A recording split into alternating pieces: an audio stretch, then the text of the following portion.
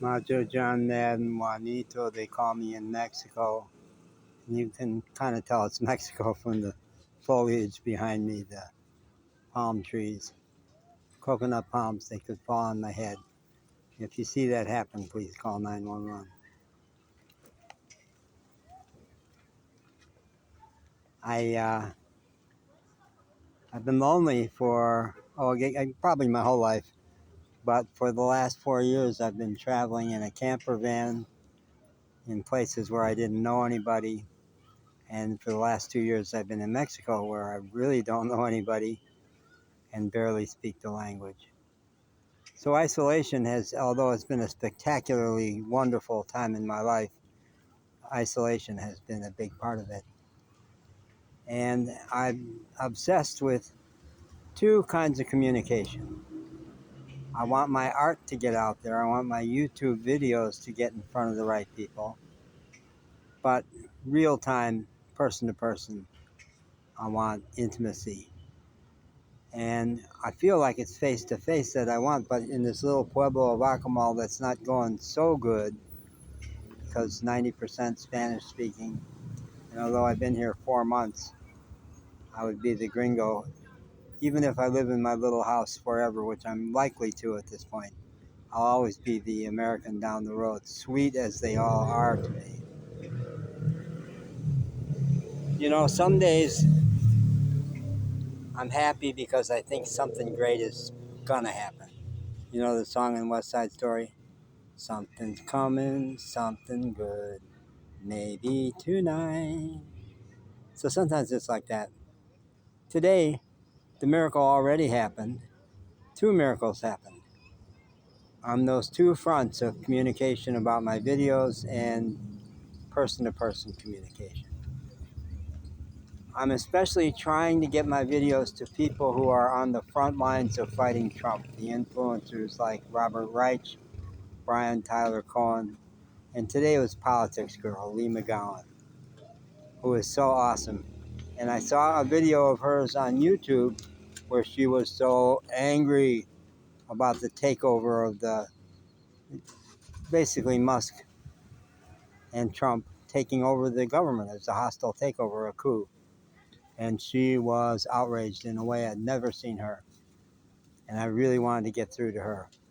So I wrote a note saying that and connecting it to a video I made right after the plane crash the other day, right near here, where I was so angry myself. I had that same tone of outrage as hers. So I said, but when I went to put a comment on her YouTube video, there were already 3,000 comments there. I was like, who's ever going to see this? I thought, you've been wanting to subscribe as a member to her channel because you know it gets seen more. So somehow, miraculously, my credit card worked and I paid the $20 Mexican or something a month to be, well, it was $12 US, kind of a bite for me, a month, to be the second level because that's the level where I saw that there would be extra attention to my comments. So I paid that and went to her website, and her podcast had a brand new podcast today with a woman named Allison Hill, Allison somebody, who really was awesome and knew an awful lot, and that was exciting. And when I went to put a comment there, there were no comments yet. I was going to be the first comment. So I worked really hard. I wanted to go, instead of trying to write it online in that little box they give you at the podcast, I went to Google Drive and wrote a really beautiful document, pulled together the comments I had made about her post, comments about the Dr. Allison conversation, link to my video. Boom, it was all ready. And when I went to finish it, somehow it all got erased. I went, oh God. Okay, if I write it right away, it's all here. So as I was outside of my apartment, okay, how does it go? My phone started to ring. Well, I was really, really trying to remember exactly what I had written, but it was a call from maybe the person. I said to him at the end, You are the person in the world who knows me better than anybody. You've known me forever. We've been roommates. We've been workmates. He's back in Nashville, North Carolina, which I left 4 years ago. And I've been trying to get through to him. And we talked for a better part of an hour. Talked about improvisational dance, which we both know really well. Talked about poor Asheville that's been battered by the storms from Hurricane Helene. Talked about mutual friends. He filled in the last names of a couple of people I was really, really wanting to get through to. He knows them. So many things. So I had the intimacy. It wasn't person to person, but I may never physically see him again. But he was like the person to talk to. The other two people I talk to on a regular basis are not psychologically oriented, not oriented towards art and improvisation and dance. Oh, this puppy is amazing. So that was amazing. But I thought, okay, but you're never going to reconstruct that message to Lee McGowan, Politics Girl. So I went back inside the house. Boom, it all came back. It all came back. I wrote the message, saved it, went to put it in that little box for comments on the podcast, and it had 500 too many characters. 500, but no, they wanted a small comment.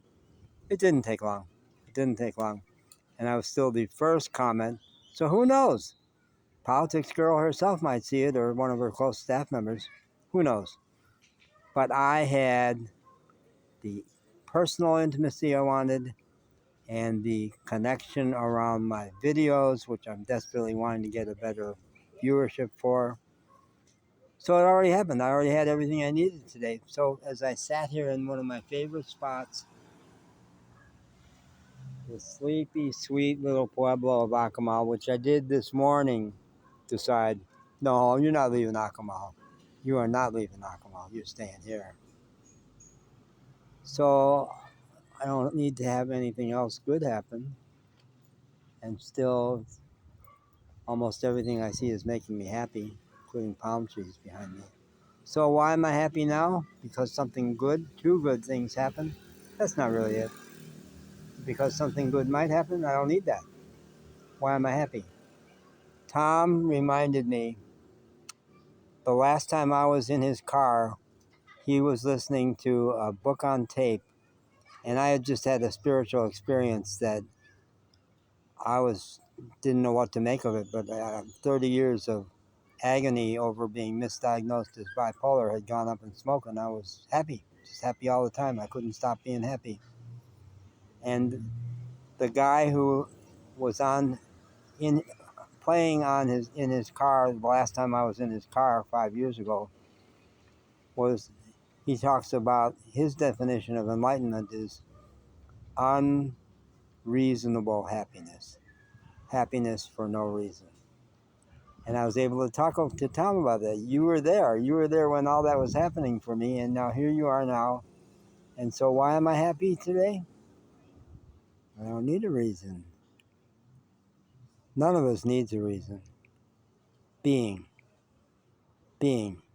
Emily Dickinson said, to simply live is so startling it leaves little room for anything else, little time for anything else.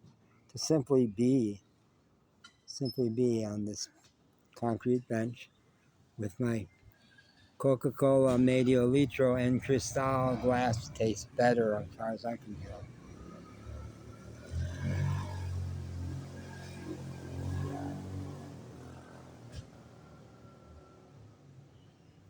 And that's true for all of us. Simply being on the planet, having a life on a planet that's maybe is burning, and is maybe going to burn faster because of the current president.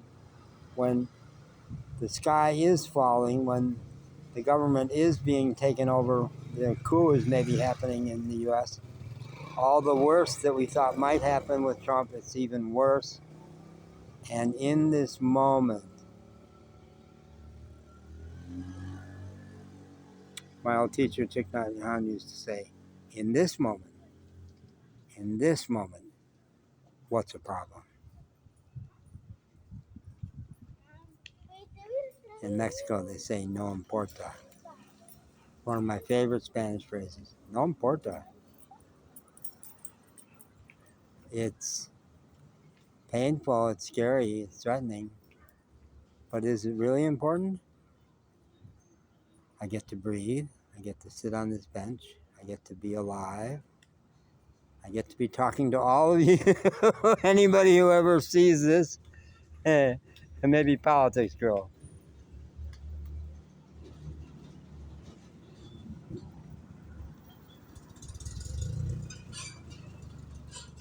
No mas. I got nothing more to say, folks. Buenas tardes.